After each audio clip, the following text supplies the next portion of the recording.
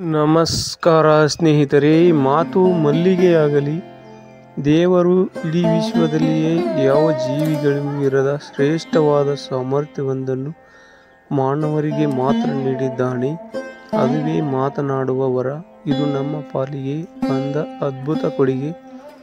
ಬದುಕನ್ನು ಸುಂದರಗೊಳಿಸಲು ಇದಕ್ಕಿಂತ ಉತ್ತಮ ಕೊಡುಗೆ ಎಲ್ಲಿದೆ?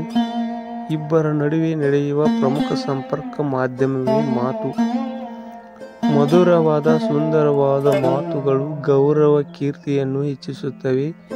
ನಾವಾಡುವ ಮಾತುಗಳಲ್ಲಿ ಈ 3 ಅಂಶ ಅಡಗಿರಬೇಕು. ಮೊದಲನೆಯದಾಗಿ ಮಾತು ಸತ್ಯವಾಗಿರಬೇಕು. ಎರಡನೆಯದಾಗಿ ಮಾತು ಒಳ್ಳೆಯದಾಗಿರಬೇಕು. ಹಾಗೂ ಕೊನೆಯದಾಗಿ ಆ ಮಾತು ನಮಗೆ ಸಂಬಂಧಿಸಿದ್ದಾಗಿರಬೇಕು. ಈ 3 ಗುಣಗಳನ್ನು ಹೊಂದಿರದ ಮಾತುಗಳು ನಿಷ್ಪ್ರಯೋಜಕವಾಗುತ್ತವೆ. ನಾವಾಡುವ ಮಾತುಗಳನ್ನು ನಮ್ಮ ವ್ಯಕ್ತಿತ್ವ ಪರಿಚಯಿಸುತ್ತದೆ.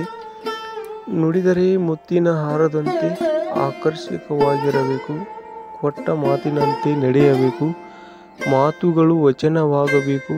ಮಾತುಗಳು ಮತ್ತೊಬ್ಬರ ನೋವುಗಳನ್ನು ದೂರ ಮಾಡಿ ಅವರಿಗೆ ಸಮಾಧಾನ ತರುವಂತಾಗಿರಬೇಕು. ಸುಂದರವಾಗಿ ಮಾತನಾಡುವುದು ಕೂಡ ಒಂದು ಕಲೆಯೇ ಸರಿ. ಮಾತು ಹಿತಮಿತವಾಗಿರಬೇಕು. ಮಾತೆಂಬುದು ಜ್ಯೋತಿರ್ಲಿಂಗವಾಗಿರಬೇಕು. ಮಾತು ಮನವನ್ನು ಅರಳಿಸಬೇಕೇ ವಿನ ಕೆರಳಿಸಬಾರದು. ಕೊರಳಿಗೆ ಭೂಷಣವೆಂದರೆ ಸತ್ಯವಾದ ಮಧುರ ಮಾತುಗಳು. ಅನೇಕರ ಮಾತುಗಳು ಸದಾ ಇನ್ನೊಬ್ಬರಿಗೆ ಕಿರಿಕಿರಿಯನ್ನು ಉಂಟು ಮಾಡುತ್ತವೆ. ಅಸತ್ಯದಿಂದ ಕೂಡಿದ ಹಾಳು ಹರಟೆಯಿಂದ ಅವು ಪ್ರಯೋಜನಕ್ಕೆ ಬಾರದ ಮಾತುಗಳಾಗಿರುತ್ತವೆ. ಇಂತಹ ಮಾತುಗಳಿಂದ ಯಾರಿಗೇನು ಲಾಭ?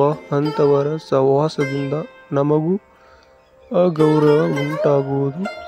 ನಮ್ಮ ಮಾತುಗಳೇ ನಮ್ಮ ಆದರ್ಶ ಸಂಸ್ಕೃತಿಯನ್ನು ಸಾರುತ್ತವೆ. ಮಾತು ಹೃದಯದಿಂದ ಬರಬೇಕು. ಪಾರದರ್ಶಕತೆಯಿಂದ ಕೂಡಿರಬೇಕು.